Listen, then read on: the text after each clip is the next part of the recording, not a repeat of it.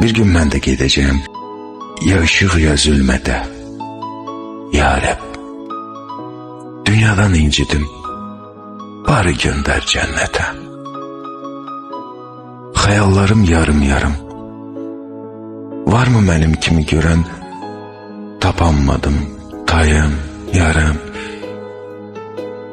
Bəzən ölməkdən qorxuram, bəzən ölmək istəmirəm.